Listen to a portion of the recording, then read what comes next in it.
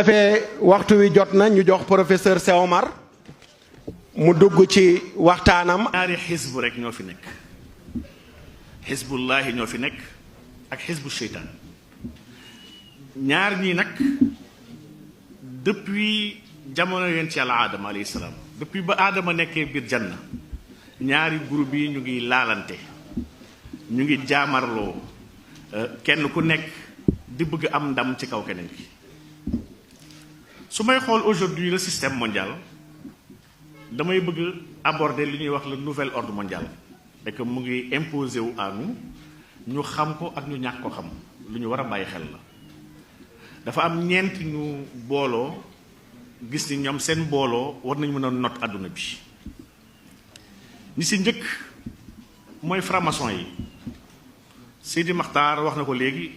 franc-maçon yi dañoo am idée de domination ak de reconstruction du monde ñoom bañ na ko sax dañoo tuddee seen bopp ay maçon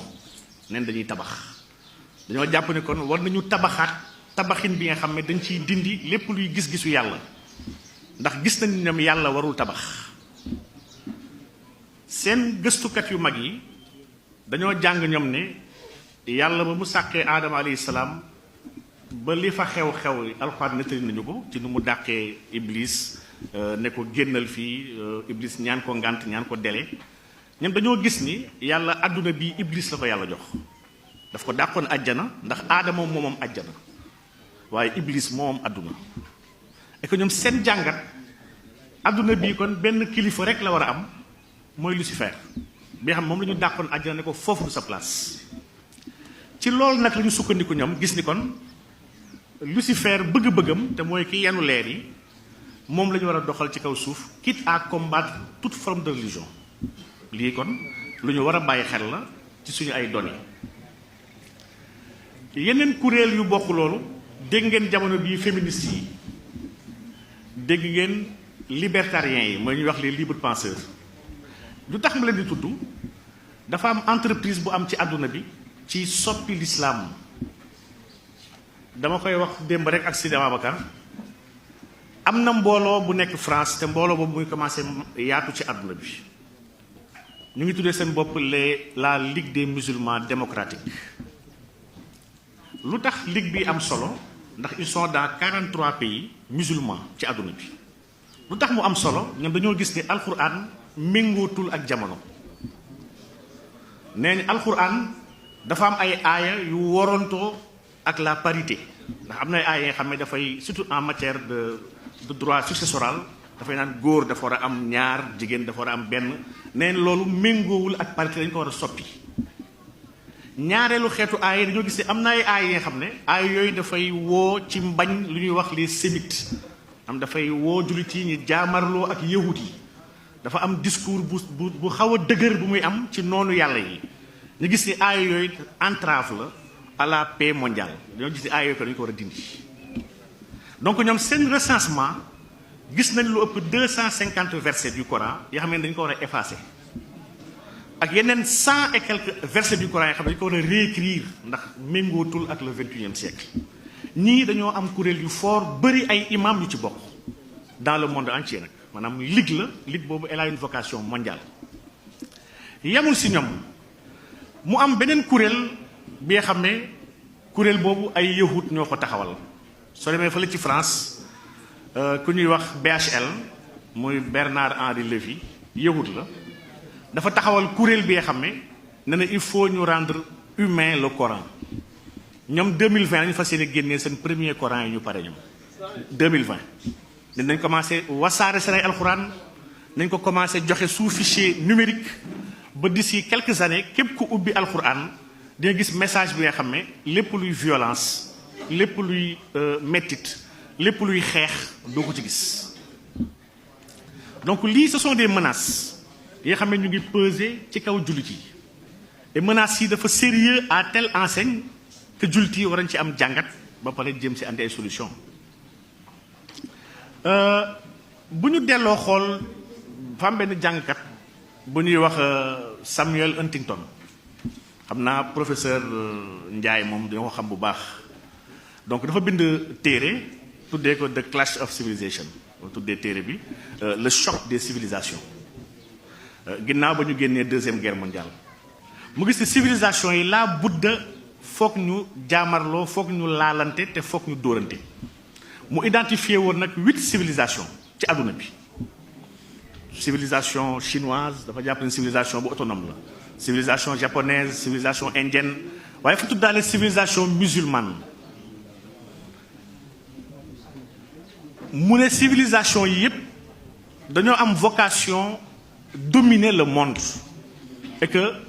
kenn kese moo ci mën a am ndam donc suñu xoolee kon lecture boobu nga xam ne suñu lecture de combat bu ñu inscrire le monde ci lecture de combat boobu islam nekk au centre de ce combat là ndax tam bu ñu fàtte ni ordre mondial bi am instant yi àdduna bi nu mu tëddoo lii doxal àdduna mbirum po la damay joxe misaal rek ne xoolal jamono bi àdduna bi ñu ñuy woowee milliardaire 80% milliardaires yi seen milliards ñu ko jëlee soit ci woy soit ci sport maanaam ay footballeur lañu ay basketteur ay chanteur ñii ñooy milliardaire u jamono ji ñii ñooy staru àdduna avec fo moo nekk aujourd'hui au devant du monde léegi nag système bu moon wax léegi muy le nouvel ordre mondial dafa am ñeenti ponk yi nga xam ne sañ ko laxas bi si jiitu te moo ci ëpp solo jamono bi mooy l'industrie pharmaceutique mooy ñiy jaay garab yi maanaam feebar yu gën a bëri sax ñoom ñoo ko créé maanaam feebar yu bëri mu ngi am jamono bi feebar yooyu du ay feebar en réalité dañ ko créé biir laboratoire di ko sotti population yi ci ndox yi ak ci lekk yi ba pare wëlbatiku ñëw di ko faj lii mooy la réalité aujourd'hui de surmédicamentation sax bi nga xam ne hôpital yëpp dañu koy def te xamuñu lu tax ñu koy def aujourd'hui dans tous les hôpitaux dafa am benn protocole bi nga xam ne médecin bi ku ñëw ak feebar lii la lay jox ci garab maanaam dañ lay surmédicamenté li lay jox ci garab moom xam na ne yow sax soxlawoo garab yooyu soxlawoo loolu yëpp ci garab waaye ñiy defar garab yi dañuy fay médecin yi li c'est une réalité te bëgguñu malade bi dee dañ ko bëgg saxal mu dund pour continuer jël garab donc à côté de l'industrie pharmaceutique l'industrie d'armement industrie bu am doole la ci àdduna bi mooy ñiy defar gànnaay yi gis ngeen ni jamono bi l'économie de guerre moo ëpp solo ci àdduna bi maanaam da ngay songu dëkk ne da ngay xeex terrorisme boo xeexee terrorisme bi da ngay andi sa ay armes utiliser ko fa facturer ko dëkk bi nga ñëw libéré soo libéré dëkk ba pare facturer ko li nga fa def ci ay armes ak li nga fa fay sa ay soldats loolu daf la koy fay moom en ressource bi mu am ci dëkkam ba pare sa ay entreprise am priorité pour ñëw tabaxaat dëkk boobu donc dans l'économie de guerre aujourd'hui dëkk bu ci engagé wu dafay gagner 4 fois day jaayee armam day utiliser ay militaires am dafay fayeeku en ressources naturelles stratégiques te dafay yor tout le marché de la reconstruction c'est-à-dire que ñu war a tabaxaat dëkk bi moom moo yor marché boobu donc lii Occident mu ngi koy doxal jëmale ko ci dëkk yi nga xam ne mooy dëkk yu ndóol yi te dëkk yu ndóol yi ci ëpp ay dëkk jullit lañu te ñun dëkk yu ci ñuul yi ci dëkk yu ndóol la ñu bokk moo tax lu mat a bàyyi xel la haute finance benn ponk la ci nouvel ordre mondial boobu mooy ñetteelu tànkam te moo ci ëpp solo muy mbiru lebalante bi ak lebale xaalis bi riba système bi yëpp système mu riba la te jamono bii li ma jaaxal ay jullit ñoo ko cautionné jullit ñoo cautionné système mu riba bi nga xam ne moo am damay wax barki démb ak sama benn xarit rek ma ne ko mu ne ma yor compte bancaire bàyyi fa xaalis denc ko fa ñu lay rémunéré yow si ñuy riba nga bokk ndax boo fa bàyyi woon sa xaalis duñ ko mën a jël pour lebal ko keneen donc te pourtant ay jullit ñooy jéem a layal lii ba pare bañ ci andi atte yu war maanaam par rapport ak l'islam donc ñu gis ni kon ñii may tudd yëpp muy acteur nouvel ordre mondial yi acteur yi nga xam ne seen objectif lu leer la maanaam dëgg ak caaxaan mënuñu nekkandoo sans kenn duma keneen ci ala kulli xaal foog caaxaan duma dëgg rek wala dëgg not caaxaan ni taxawal dëgg te yàlla tax lii moo waral may wax sànq ne sooy xool l'islam ni ñu koy agressé ci àdduna bi te xetu mbon yi yëpp ñi ko planifié benn ñenn kese la mooy franc-maçon yi ñoo planifié l'homosexualité dans le cadre de la libre orientation sexuelle dans le cadre de la disposition de son corps yëpp ñoom seen ay politique la ñu ngi jamono bi ñu ngi promouvoir homosexualité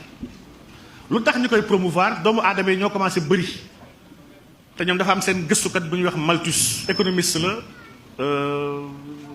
gëstukat la gisoo ne doomu aadama yi suñu ëppee yenn ëpp yi maanaam lekk yi ci kaw suuf du doyati pour yor doomu aadama yi il faut kon ñu am plan de réduction de la population mondiale lii franc-maçon yi ñoo ko wax ci jamono bii naka la ñuy limiter la population mondiale il faut ñu encourager homosexualité ndax bu góor ak góor di sëy wala jigéen di sëy jur du mën a am il faut ñu yombal césarienne di xotti biiru jigéen ñi pour ñu mën a bañ a am doom yu bëri il faut ñu wàññi le système immunitaire doomu aadama yi ba duñu mën a jaamarloog feebar yi comme ça seen espérance de vie dina mën a wàññeeku il faut créer des guerres et des maladies pour mën a gàllankoor l'évolution naturelle des humains sur la terre lii plan mondial la bi nga xam ne ñu ngi koy jéem a ut ay antenne dëkk bu nekk pour mën koo doxal donc franc-maçon yooyu nag nga xam ne ñoo am plan boobu l'islam mooy seen premier défi ndax fàggaagal nañu christianisme te judaïsme dérangé wu leen ndax ci plan bi la bokk donc islam mooy diine buy déranger jamono bi ñi xam ko ak ñu ñàkk ko xam bu yeboo nag jullit yi jël si conscience xam ni on va nous attaquer de l'intérieur comme de l'extérieur maa ngi naan de l'intérieur soo demee France am na ay conseils islamiques yi nga xam ne loge franc-maçon yi ñoo ko moom ay loge franc-maçon ñoo ko moom boo demee ba ci mosquée de Paris biir mosquée de Paris si bopp ñi ko tabax du jullit yaa ko tabax benn juif ak benn franc-maçon ñoo ko xeex au niveau du Sénat ak au niveau de la commune de Paris pour am terrain bi en subvention naturelle ak pour am un budget de l'État français de 500 000 francs français pour tabax ko donc benn yahut moo ko xeex ku dugg biir mosquée de Paris ku fa mës a dem su fa duggee dina xam ni mosquée bi y a des symboles maçonniques yu nekk dans la mosquée donc lii agression interne la au niveau de l'islam du yem foofu am nañu léegi ay juma biir France yoo xam ne ki koy jiite homosexuel la imam bu siiw la mu ngi tudd imam Mohammed Ludovic Zaïd bind na téere ne moom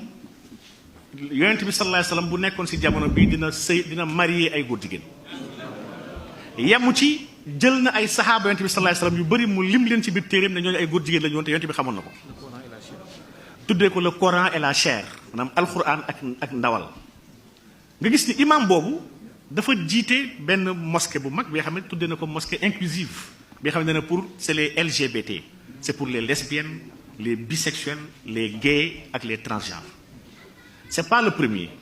ku ñuy wax Kahina Bahloul jigéen la benn métisse tunisienne la ubbi na une mosquée inclusive en France bi nga xam ne góor ak jigéen dañu war a taxawandoo ci benn même sàppe et que jigéen soxlawul muy muuru pour julli ndax muuru bokkul ci l'islam donc xeetu agression yi nga xam ne ci biir l'islam la dañoo ut ay agents yu leen koy doxalal di jéem a sàppe diine l'islam di ko jéem a tuutil sëñ Maxtaar bu may wax ci temps bi may la ma daaleel ci lenn rek di nga fan yi ñu weesu ñu ngi doon waxu homosexualité au Sénégal drapeau bi dama ragal Sénégal ñu ko xamul woon sax léegi mujjee ñu ko xam drapeau bi muy drapeau bu homosexuels yi tànnal seen bopp muy le drapeau de la communauté LGBTIA drapeau bi 6 couleurs la gis ngeen ni rouge a nekk ci kawam orange topp ci jaune vert bleu ak mauve li tax fan yi ñu jugoon ci drapeau bi artiste boobu ñuy wax Wally Seck dafa sol drapeau bi di def concert Sénégal dafa sol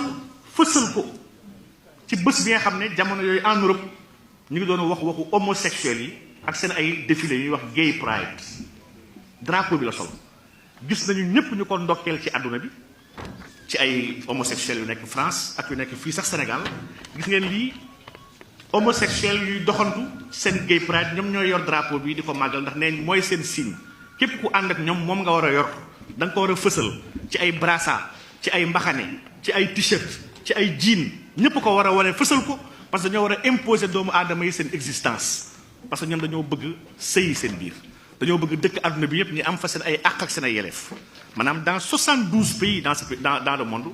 l'homosexualité est toujours punie alhamdulilah Sénégal ci la bokk te Sénégal du ci génn illaa yawmil qiyaam lii ndokkel la bu communauté LGBT yi di ndokkelee Wally Seck ci travers ci Twitter di ko jaajëfal di ko béggee ci fit bu mu am malgré que ñu ngi koy saaga di ko xas ci fësal seen ay couleurs imposé ko Sénégal yi ànd ak ñoom défiléndoo ak ñoom seen ay bëgg-bëgg. lu tax ma tudd drapeau bi dafa am alxuraan bu ñu jël defar ko ci drapeau bi tuddee alxuraan bi le noble Coran arc-en-ciel drapeau exact bu góor jigéen lañ ci def ci biir alxuraan bi dama nekk di foo sama mbokk aadama moo ma ko jox pour ma gëstu ko Imaam Diop won ko mbooloo bi may foo di xool ne xam ma jël yenn aayaat yi nga xam ne dafay wax ci asxaabu Luut ci suratu Araf aaya 80 ba 84 suratu Huud surat yu yëpp ma koy jël benn par benn di xool aaya yooyu nas bi ci lugatul arabiyya laaluñu ko waaye traduction française bi soppi nañ ko maanaam le sens dafa dellu ci jàngale boobu Ludovic waxoon ne góor jigéen araamul ci islam et il défend que Sodome ak Gomorre bu alxuraan tudd te Bible tudd ko yàlla alagu leen ndax dañoo nekk ay góor jigéen waaye fi leen alag parce que ñu doon violer ay gan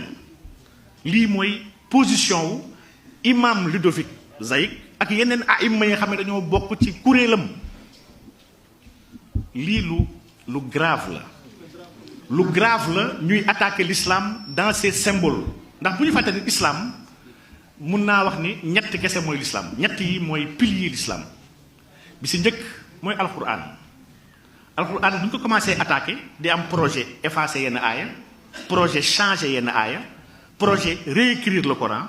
projet infiltrer le sens du Coran mooy ko kon commencé di yàq alquran te projet boobu yemuñ ci ñu ngi attaqué wala daara yi pour bañ nit yi mokkal alquran projet bu àndandoo la ñu jóge si alquran attaqué yonent Yàlla Muhammad sallallahu alayhi wasallam bëgg ko dugal dans le programme de banalisation bëgg nañ théâtre caricature film yépp dañ commencé di jouer ay film fii ba 2100 parce que ñoom si 100 ans la ñuy xeex